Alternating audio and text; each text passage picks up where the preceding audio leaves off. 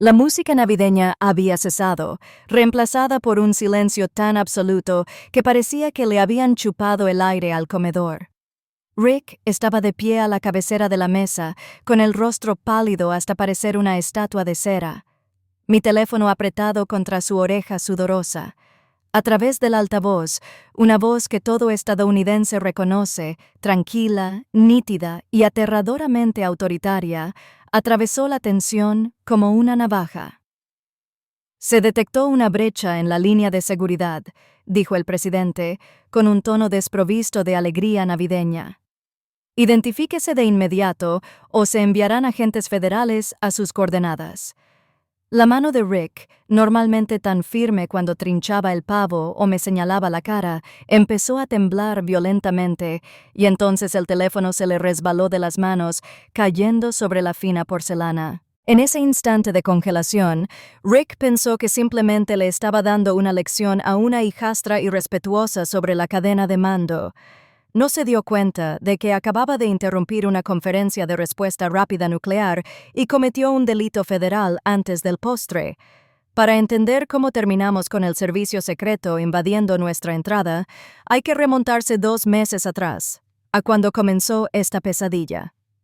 Para mi madre y sus amigas, yo era solo Sarah Vance, una aburrida coordinadora de logística que teletrabajaba y pasaba demasiado tiempo mirando pantallas en su habitación. No sabían que mis horarios de envío eran en realidad despliegues de tropas y que mis listas de inventario eran claves de cifrado satelital para el Estado Mayor Conjunto. Me gustaba que así fuera en mi trabajo. El anonimato es un escudo y el silencio es la mejor parte del valor. Pero ese silencio se volvió imposible de mantener cuando me presentó a Rick, el nuevo novio de mi madre, un sargento mayor retirado del ejército que había hecho de su pasado su personalidad. Rick era el tipo de hombre que necesitaba ser el más grande del patio, aunque el patio fuera solo un patio suburbano con parrilla de gas. Desde que nos conocimos, me miró con una mueca de desprecio que apenas disimulaba su profunda inseguridad. Constantemente me interrogaba sobre disciplina básica mientras preparaba café, burlándose abiertamente de mi postura o de mi falta de experiencia en el mundo real. «Ciudadanos», decía, negando con la cabeza como si yo fuera un caso perdido. «¿Crees que el mundo te debe la vida? No durarías ni 5 minutos en mi ejército». Yo solo sonreiría con los labios apretados y asentiría, resistiendo el impulso de decirle que en mi ejército, a un hombre con su nivel de autorización, ni siquiera se le permitiría servirme el café. El ambiente pasó de molesto a hostil el día que Rick se mudó oficialmente a la casa.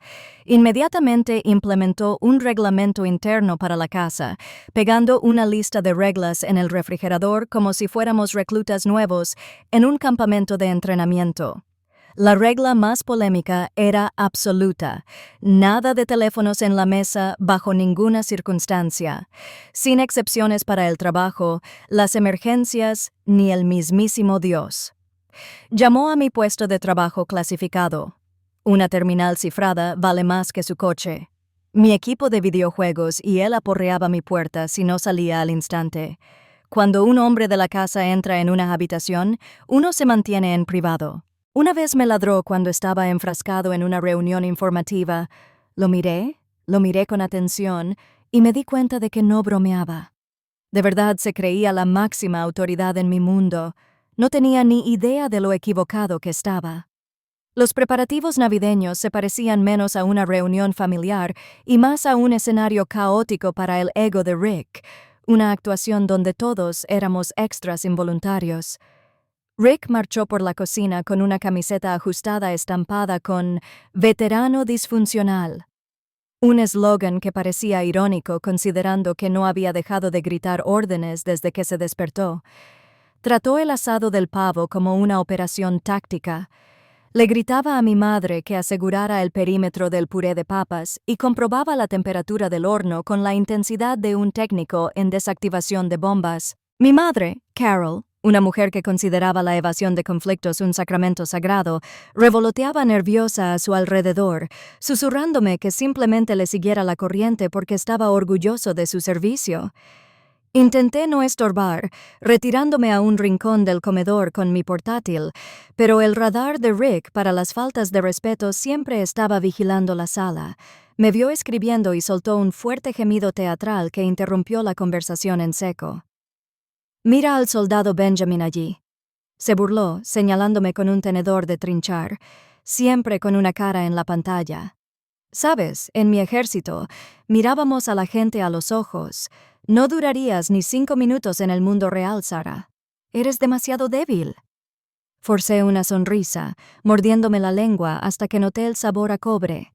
Mientras mi libro de cuentas interno contaba otra marca, vio a un civil perezoso jugando videojuegos. No tenía ni idea de que se estaba burlando de un teniente general, quien en ese momento era lo único que se interponía entre la costa este y un apagón total de comunicaciones.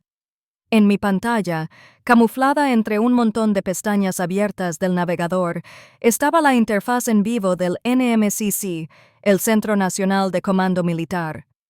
El juego que él creía que estaba jugando era en realidad una visualización en tiempo real de una amenaza cinética de nivel 1. Un agente estatal rebelde acababa de intentar inyectar una bomba lógica en nuestra red satelital orbital, amenazando con cegar nuestros sistemas de defensa antimisiles. Las líneas de colores que seguía no eran puntuaciones altas, eran vectores de intercepción para la unidad de respuesta rápida del comando cibernético. Mi dedo se cernía sobre el panel táctil, no para navegar por las redes sociales, sino para autorizar un protocolo de contraofensiva que requería una autorización tan alta que ni siquiera figuraba en los organigramas gubernamentales estándar. Observé cómo los flujos de datos descendían en cascada por la pantalla, mientras los indicadores rojos de alerta parpadeaban silenciosamente en la esquina de la ventana. La ironía era sofocante. Rick presumía a viva voz de un servicio de letrinas que supervisó en 1998, exigiendo respeto por su pasado, mientras yo comandaba en silencio una legión digital que impedía activamente la Segunda Guerra Mundial. Tuve que autorizar una alerta DEFCON 3 para mi sector y lo hice con un sutil escaneo biométrico de mi huella dactilar en el chasis de la laptop, todo mientras Rick me sermoneaba sobre la importancia de cumplir con lo que uno debe. El único que pareció notar la desconexión fue mi abuelo. Mi abuelo Arthur, un hombre silencioso en cuya mirada se reflejaba el peso silencioso y pesado de una guerra de la que nunca presumía, estaba sentado en el sillón observando la sala. No dijo mucho. Nunca lo hacía. Pero no se perdió nada. Observó a Rick, que posaba con el cuchillo eléctrico de trinchar, haciendo alarde de su habilidad con el cuchillo. Y entonces su mirada se posó en mí. Vio cómo me senté erguido, con la mirada fija en las salidas y la dinámica de la sala en lugar de quedarme con la mirada perdida.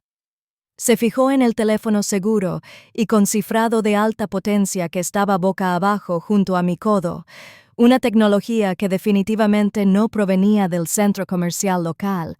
Nuestras miradas se cruzaron al otro lado de la habitación. El abuelo Arthur dio un sorbo lento a su té helado.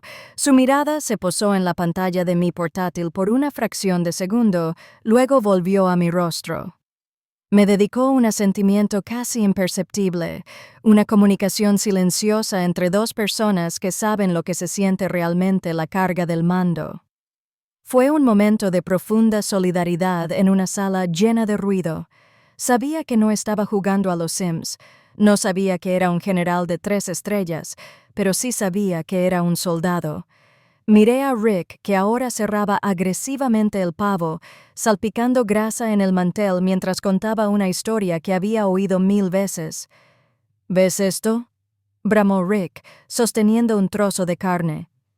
Esto es precisión. Así es la disciplina. Bajé la vista a la pantalla. La bomba lógica había sido neutralizada. La red satelital estaba segura. La amenaza estaba contenida, y nadie en esa mesa sabría jamás lo cerca que estuvieron de comerse su comida en la oscuridad. Precisión, susurré para mí mismo, cerrando la tapa del portátil con un suave clic.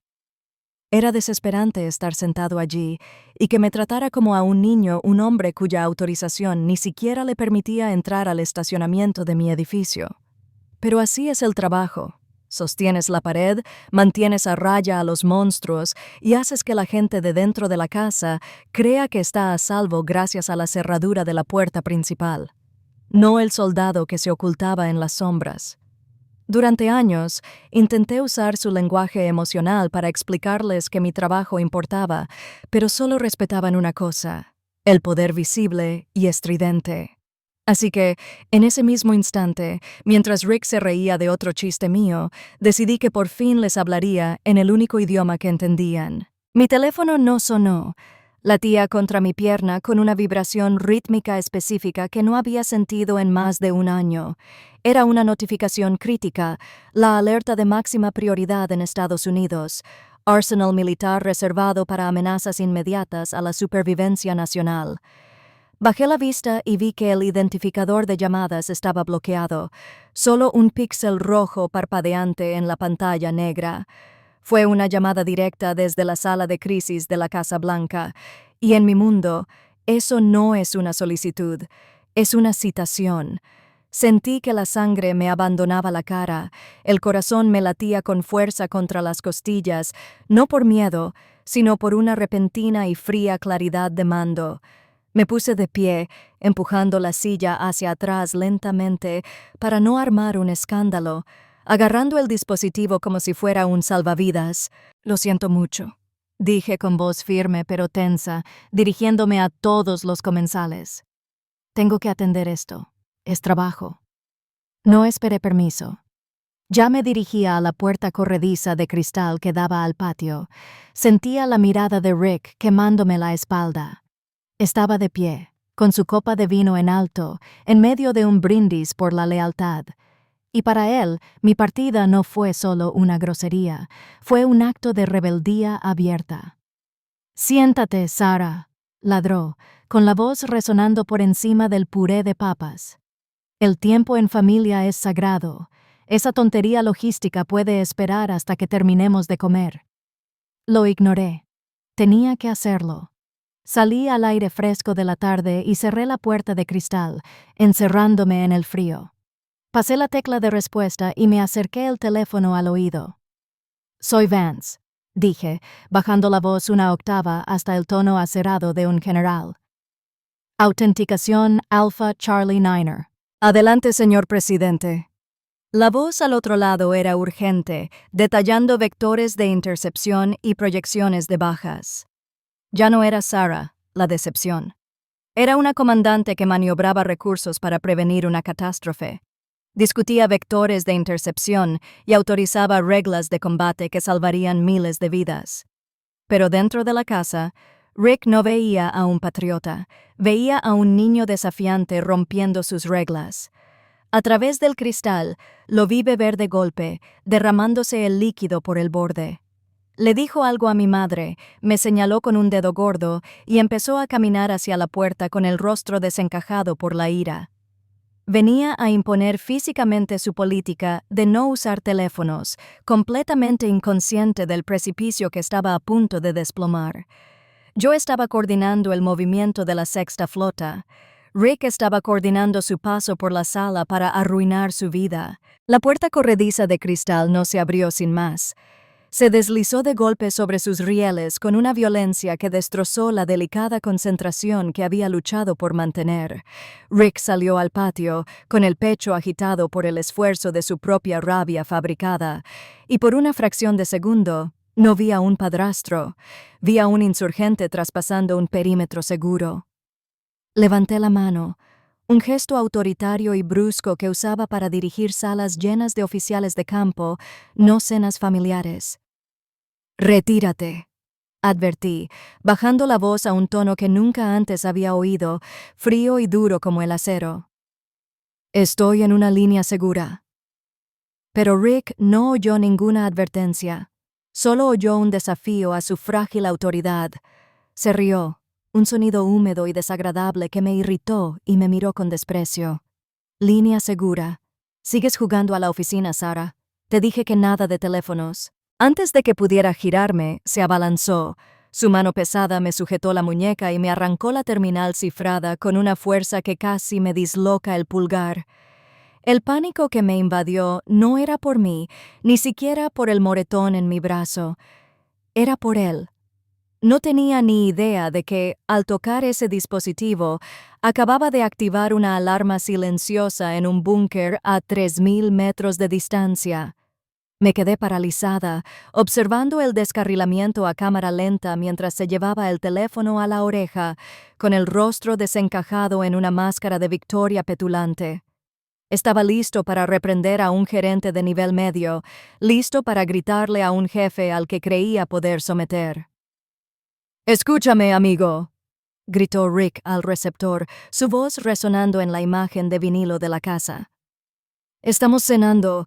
No llames a mi casa y deja de llamar a mi hija o voy para allá». Se detuvo. El silencio que siguió fue instantáneo y absoluto, como si el mundo entero hubiera contenido la respiración.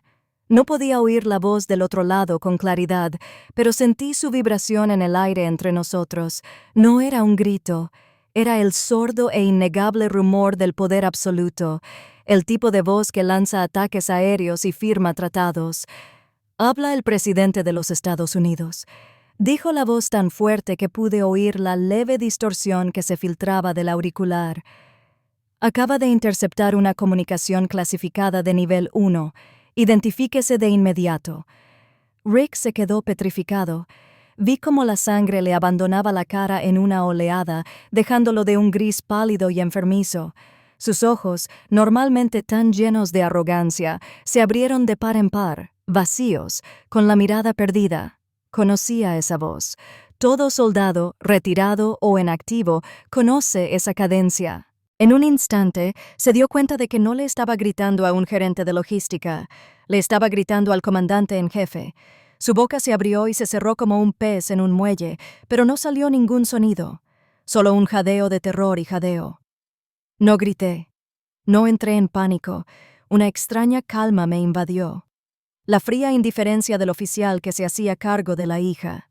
Me enderecé, cuadrando los hombros y levantando la barbilla. La chica que solía encogerse ante sus gritos había desaparecido. En su lugar estaba el teniente general Vance.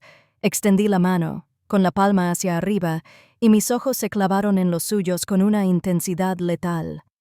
«Dame la terminal», dije. Ya no era una petición.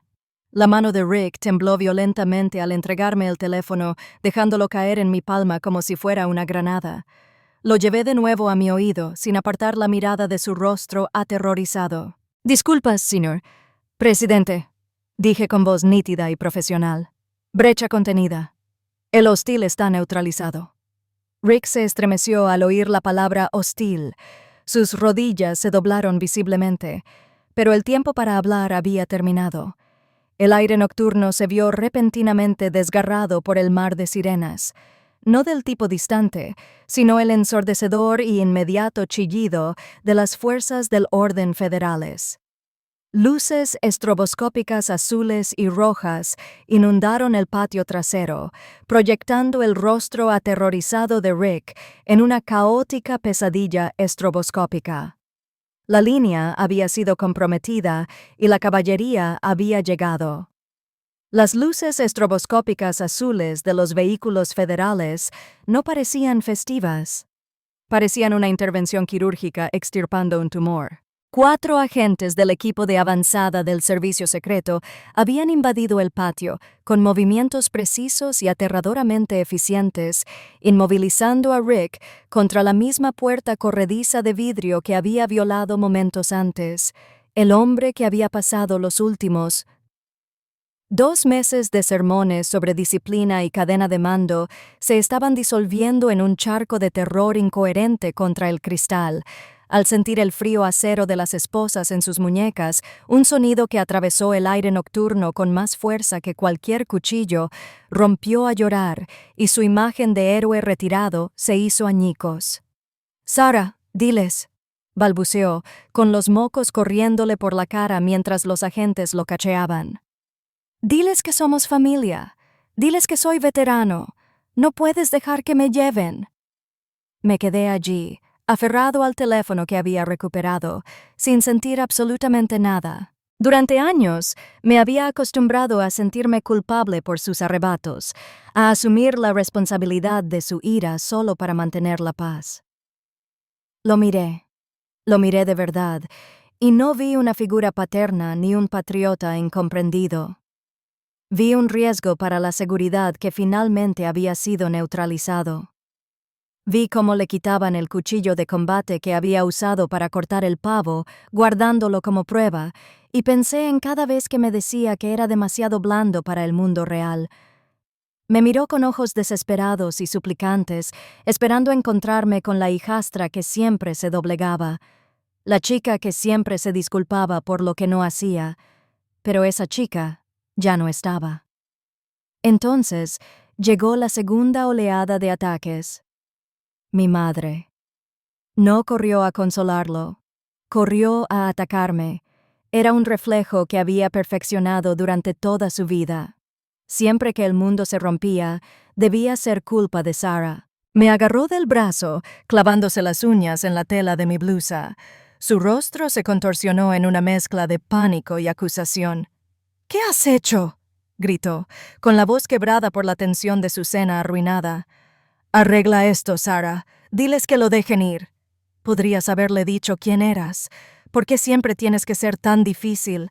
Miré su mano en mi brazo, luego sus ojos llorosos. Vi su cálculo. No le preocupaba la justicia. Le preocupaba la vergüenza, que los vecinos la vieran, la narrativa que había construido sobre su nueva vida feliz. Suave pero firmemente, aparté su mano de mi brazo. Le dije que se callara, dije, mi voz cortando su histeria como un bisturí. Le di una orden directa y él decidió desobedecerla. Eso es lo que pasa en el mundo real, madre. No lo hizo. Sollozó, señalando con gestos frenéticos a los agentes que ahora le leían sus derechos a Rick. Solo intentaba disfrutar de una buena cena. Soy teniente general del Ejército de los Estados Unidos, declaré, con un sabor a hierro y victoria. Comando la unidad de respuesta rápida del Comando Cibernético. No me dedico a la función. Protejo a este país de amenazas, incluyendo a hombres como él, que creen que las reglas no se aplican a ellos. Retrocedió, atónita, en silencio, mirándome como si fuera un extraño. Y en cierto modo, lo era. Ya no era la niña invisible a la que podía arrinconar para mantener la paz. Era una fuerza de la naturaleza que no había reconocido durante 30 años. Me aparté de ella y mis ojos encontraron a la única persona en la habitación que no estaba presa del pánico.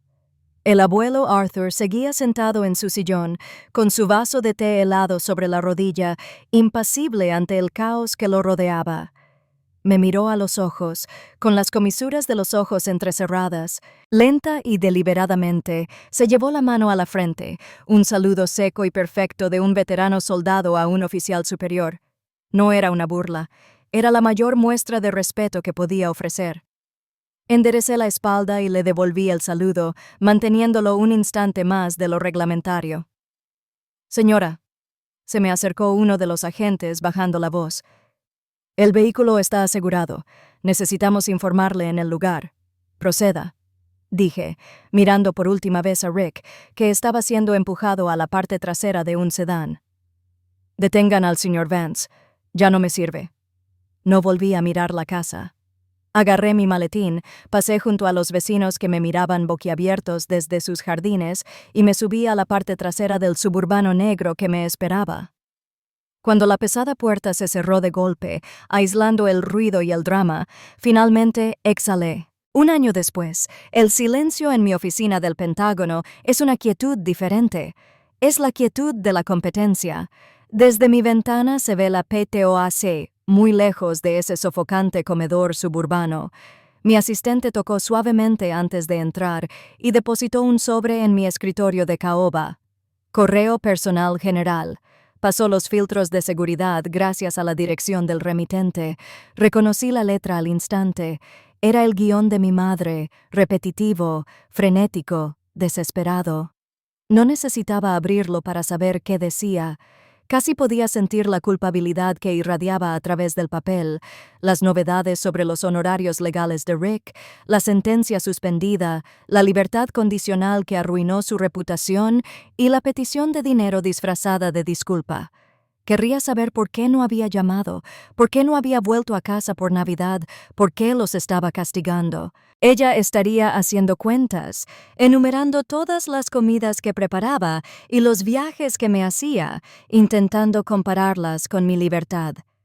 Miré la carta y luego la trituradora en la esquina de la habitación. Hubo un tiempo en que la habría abierto. Habría leído cada palabra, habría dejado que la culpa me calara hondo y probablemente habría firmado un cheque solo para que el dolor terminara, pero ya había cerrado esa cuenta. Me levanté, me acerqué a la máquina y metí el sobre sin abrir en la máquina. El sonido inquietante del papel al convertirse en confeti fue el sonido más satisfactorio que había oído en todo el día. No los odiaba, simplemente no los necesitaba. Mi validación residía en las estrellas en mi hombro, el respeto de mi equipo y la certeza de que, cuando sonara el teléfono rojo, yo era quien contestaba. Rick pasó toda su vida exigiendo respeto por el rango que ostentaba. Aprendió a las malas que el verdadero poder no necesita alzar la voz, solo necesita responder al llamado. Si alguna vez te ha subestimado alguien que confundió tu silencio con debilidad, dale a me gusta y comparte tu historia en los comentarios. Retirado.